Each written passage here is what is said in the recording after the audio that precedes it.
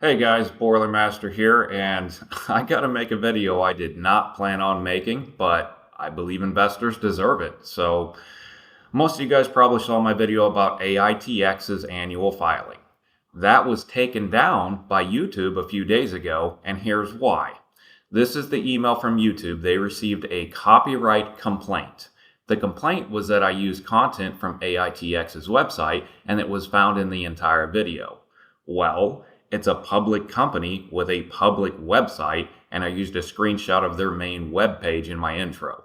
That is why my video was removed, according to YouTube. The same day it was removed, the CEO of AITX started posting on X. He referred to my video as dumbness, and then he made multiple videos calling me a basher and referring to my video as FUD. He never addressed any of the concerns I raised about AITX in my video. He literally just referred to it all as FUD and then talked about how great AITX is. That doesn't seem right to me, and I don't appreciate this. So I'm going to go ahead and repost my video now so everyone can see I was literally sharing AITX's annual filing and reading directly from it. Anywhere I showed a screenshot of the company's website will instead be edited to show this YouTube response about a copyright claim by AITX. He'll probably find another way to try and get the video taken down, which would probably result in me losing my YouTube channel, but honestly, that's fine with me. I don't care. It's not a monetized channel anyways. I don't make anything from videos, and I don't have a position in the stock, nor will I ever have a position in the stock, long or short. So this video is for literally entertainment purposes only. It's not investment advice because I'm not a financial advisor. You guys have to do your own research, read the company's filing yourself, and verify everything that I say to make up your own mind about the company. All right? So here you go.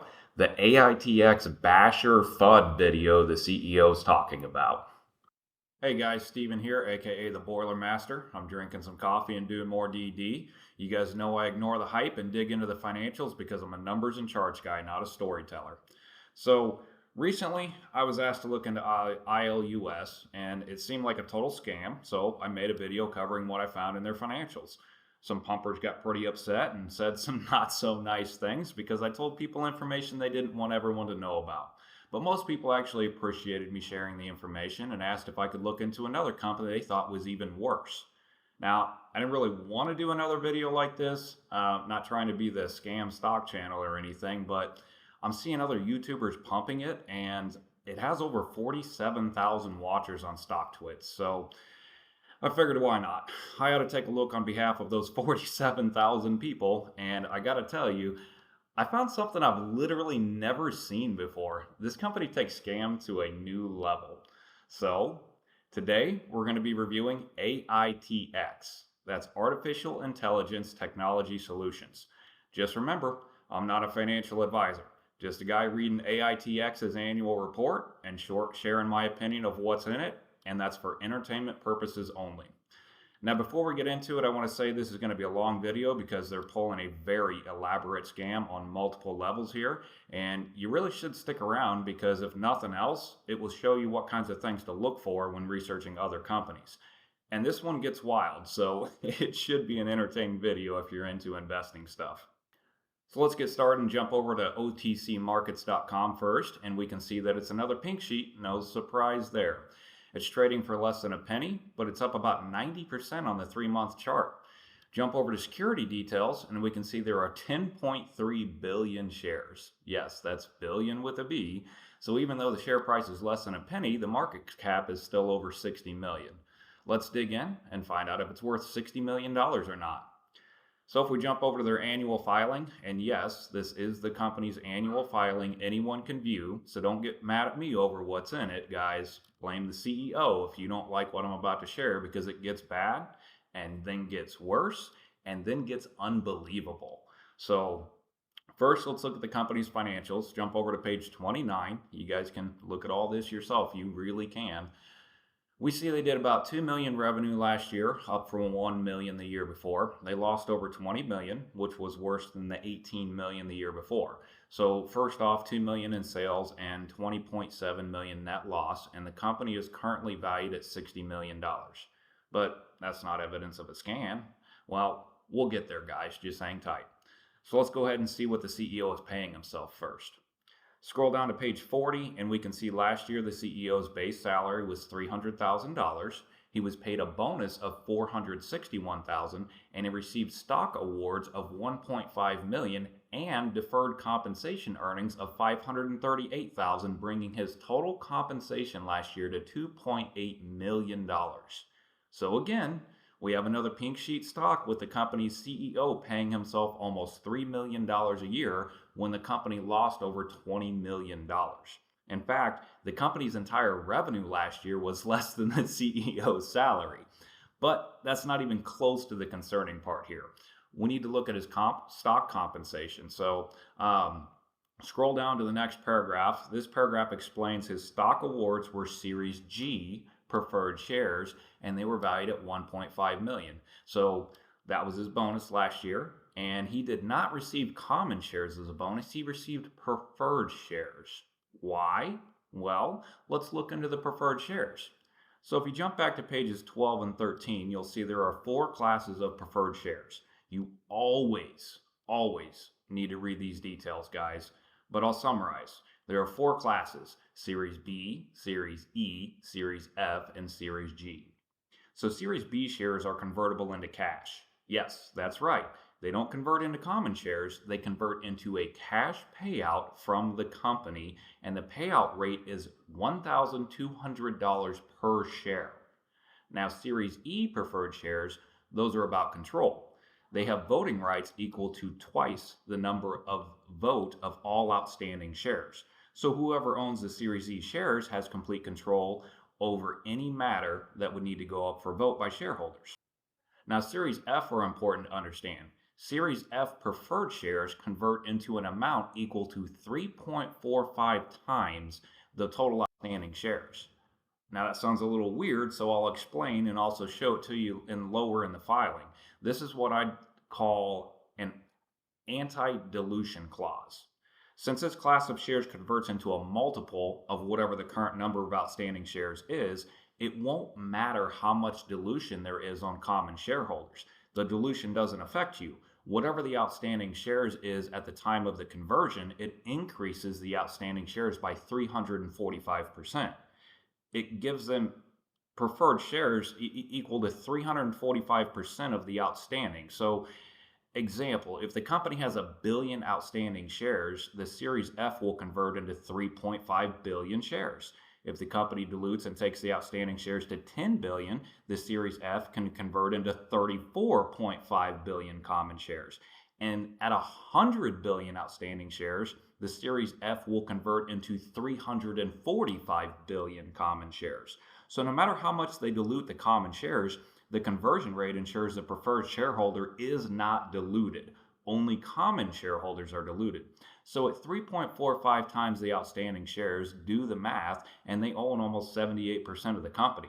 So anyone owning Series F preferred shares will always have the right to convert and own 78% of the company, no matter how much they have diluted everyone else. You could buy every single outstanding share and still end up with only about 22% of the company, which the market currently values at over $60 million. So the Series F owns the vast majority. Who owns those? I'll show you guys in a minute. But first, we need to cover the Series G preferred shares, because as important as the Series F are, those are just sitting on the sidelines for now. The Series G are where the real scam comes to light. So Series G are similar to the Series B shares. They convert into cash paid out by the company at a rate of $1,000 per share. I'll show you what's been going on with those in a minute. So quick recap.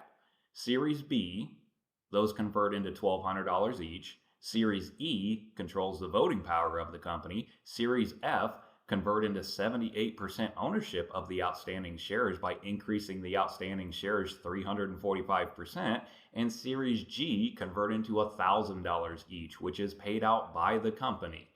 So we have a lot to cover with these preferred shares, but we're going to start with the anti-dilution ones, the Series F. So go down to page 42 on beneficial ownership, and we see it restates there are 10.3 billion outstanding shares.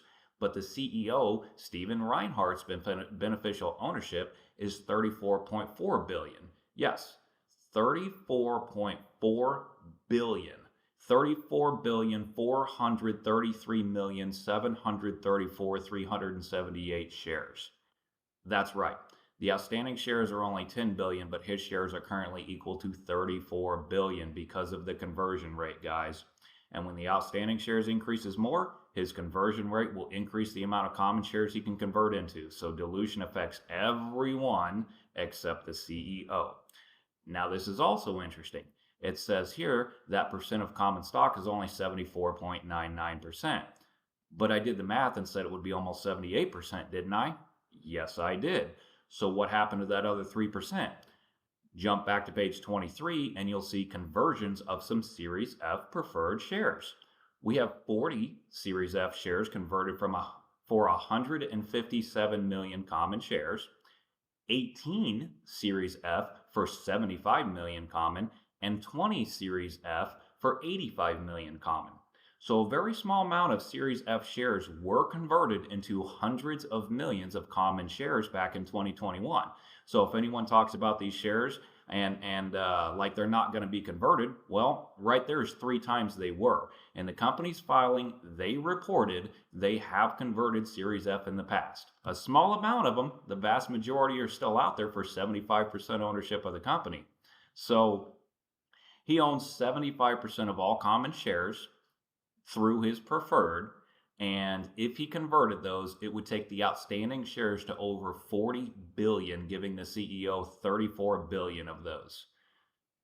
Starting to look like a scam yet, guys? We aren't even into the fun part yet. That's just the Series F shares the CEO owns. Oh, and also, if they say that was in 2021, it won't happen again, jump over to page F25 at the bottom of the filing. It says here, and I quote, "On April 30th, 2024, the company increased the authorized to 10,000 Series F preferred shares." That was April 30th, 2024, only a month ago, guys. So they just increased the limit on Series F shares from 5,000 to 10,000 a month ago. There's clearly a plan for something to happen with those shares. All right, but we have to talk about something so much more important on this page. It says, during the year ended February 29th, 2024, Series F shareholders had the following activity. A total of 244 Series F preferred stock warrants issued along with debt to a lender. So Series F shares along with debt were issued to a lender. But I thought the filing indicated the CEO held all of the Series F shares.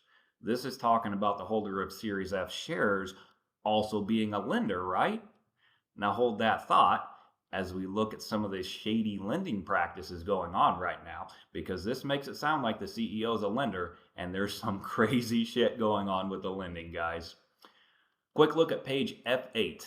It says, as of February 9th, 2024, there were 32.8 million of loans payable. 28.5 million of those loans are to companies controlled by one individual. So there's 32 million in debt and 28.5 million that is basically to one individual. Doesn't tell us who though. Interesting. But let's jump to some very specific loans now that I think you guys will like. Jump to the last page, which is F34. It mentions a loan for $300,000 at an interest rate of 35%. Now, that's a lot, but that's nothing compared to the next one. On April 29th, a month ago, guys, April 29th, the company entered into a securities purchase agreement for 300 Series B convertible, redeemable preferred shares. It also says, as a commitment fee, the company issued an additional 20 Series B convertible, redeemable preferred shares. The shares have a redemption value of $1,200 per share. Then it explains the company must redeem a third of the shares every month over a 3-month period. So basically, $300,000 for 320 Series B preferred shares.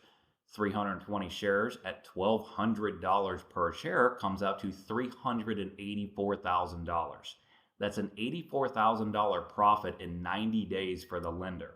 That's a 28% return in only 3 months. Someone is turning 300,000 into 384,000 in just 90 days. I wonder who that is. Well, it only says lender. Doesn't name a company, doesn't name an individual, just lender. But these are the preferred shares. Who else owns preferred shares? The CEO. Now, remember that line I referenced earlier about Series F shares along with debt being issued to a lender, which seemed like that had to be the CEO it was talking about as a lender? So is the CEO this unnamed lender making these absurd fucking loans and stock purchase deals with the company?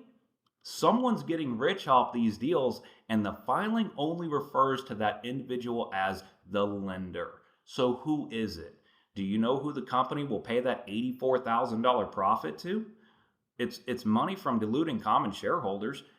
Who isn't affected by dilution in these shares? The CEO, because of his preferred shares and anti-dilution. The preferred shares keep the CEO from being diluted, and the CEO is giving himself bonuses as shares that can be converted into cash. And somebody is buying preferred shares and converting them and turning 300 grand into 384,000 in a 90-day window.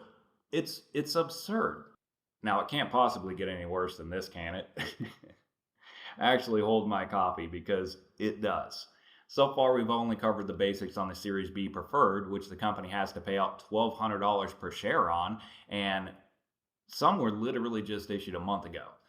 We covered the Series E, controlling the shareholder vote. We covered the Series F with the anti-dilution, ensuring the CEO continues to own 75% of the company, regardless of how many shares he issues. But we haven't seen where the Series G come into play yet. We're about to. So remember, Series G shares convert into a payout from the company equal to $1,000 per share. Go back to pages 41 and 42 of the filing. This entire section describes all the different stock awards the CEO can receive.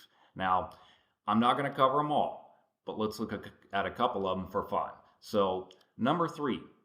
Sales in any fiscal quarter exceed the total sales in 2021 for the first time. Award, 500 shares of Series G stock. That's a $500,000 bonus, guys.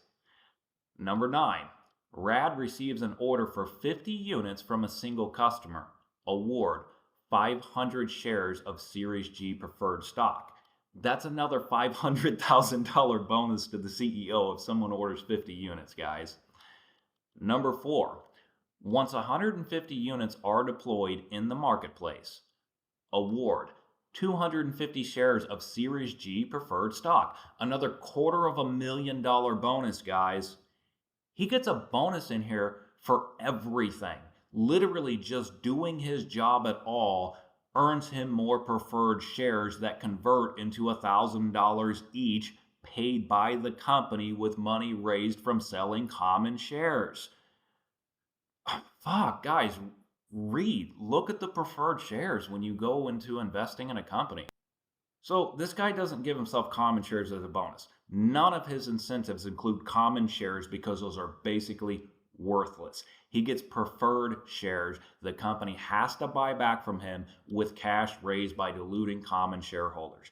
How can the company ever make a profit if it has to pay out massive amounts to the CEO for accomplishing every little step involved in running the company? And what's funny, it says the company's stock compensation plan is intended to attract and retain directors, but literally the only person benefiting from it is the CEO who put all this shit into place. But this still isn't even the worst part, guys. We're about to get into this serious shit that I've never even seen before. Like, it's fucking crazy. All right, now this is literally the craziest part. It's something I have never seen before. So, in the annual filing, go down to page F16. Right here it says, on February 1st, 2019, the company entered into an agreement with an investor whereby the investor would pay up to $900,000 in exchange for perpetual 9% rate payment on the company's reported quarterly revenue from operations, excluding any gains or losses from financial instruments, in parentheses, revenues. At February 29, 2020, the investor has advanced the full $900,000. On May 9th, 2019, the company entered into two similar arrangements with two investors. The investor would pay up to $400,000 in exchange for a perpetual 4% rate payment on the company's reported quarterly revenues. At February 29, 2020, the $400,000 has been paid to the company. The investor would pay up to $50,000 in exchange for perpetual 1.11% rate payment on the company's reported quarterly revenue. At February 29, 2020, $50,000 has been paid to the company. Now, what does that mean? A perpetual 9% rate payment on the company's quarterly revenue. 9% to one guy, 4% to another, 1.11% to another. That's 15% of the company's quarterly revenue has to be paid out to these investors.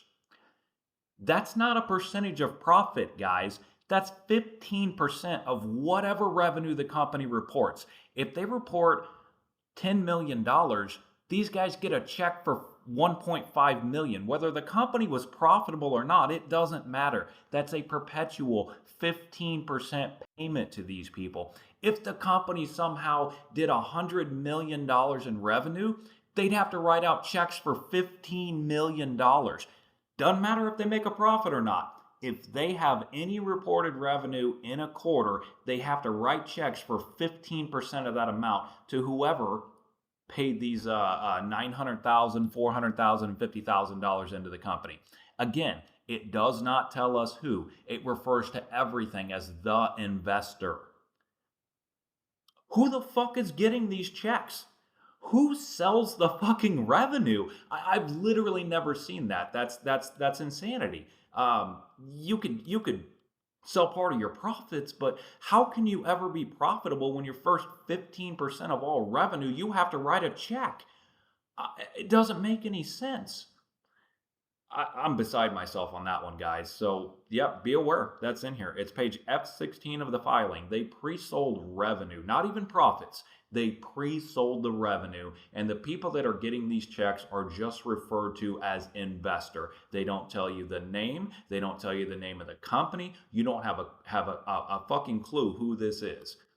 15% of revenue, checks being written right here in the company's filing with the SEC. You guys have got to read filings before you go investing in companies. Like I said, don't get mad at me about this information. It's what's in the company's filing that's publicly available. All of you can go and read, and I told you page numbers so you can go back and review it yourself. So primarily, like I said, I went ahead and made the video so you guys would have an idea what kinds of things to look for in these pink sheet stocks and what kind of scams are going on. Pay a lot of attention to preferred shares. Anytime you look at a company and you're looking at their balance sheet, jump straight to preferred shares. Look at the details, the conversion rates, what rights they have. Understand how much of the company common shares actually own, because converted or not, those shares are a percentage ownership of the company, guys. This one is what, 22% of the company is what common shareholders have, and the company is valued at $60 million. So is the company worth $300 million or more? Because that's reality. These preferred shares are insane. It's ridiculous, guys. I don't understand why people are promoting this company. I don't know why it's got 47,000 watchers. I don't understand why YouTubers are promoting it and bringing it on their channel. It's a fucking scam. And even the day traders trying to just profit off of day trading and swing trading, you're providing liquidity for them to continue to dilute and take money from retail investors. You're helping the scam continue. And how long has this scam gone on? A very long time. You know what? Look at the company's history. Jump to page 10 and you will see that they have gone through reverse split twice already. Outstanding shares are over 10 billion now. Once it gets so high that the share price is so low they can't continue raising millions of dollars, they'll do another reverse split and start over again. They've done it twice in the past. It's just keeping the scam going by doing reverse splits. They'll bring the shares down and then they'll take it back into the billions and tens of billions again. It's a cycle. I don't know why the SEC even allows these damn companies to trade. But that's what it is. That's what I see in the filing for AITX.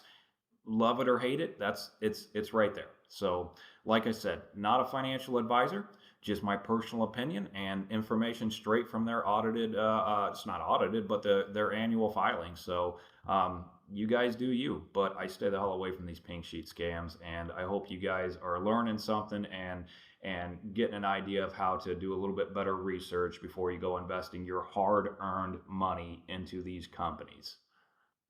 Hope you guys enjoyed the video and recommend me some better companies to review, guys. I really don't want to look at any more scams for a while. It's honestly depressing to know people are losing money on them.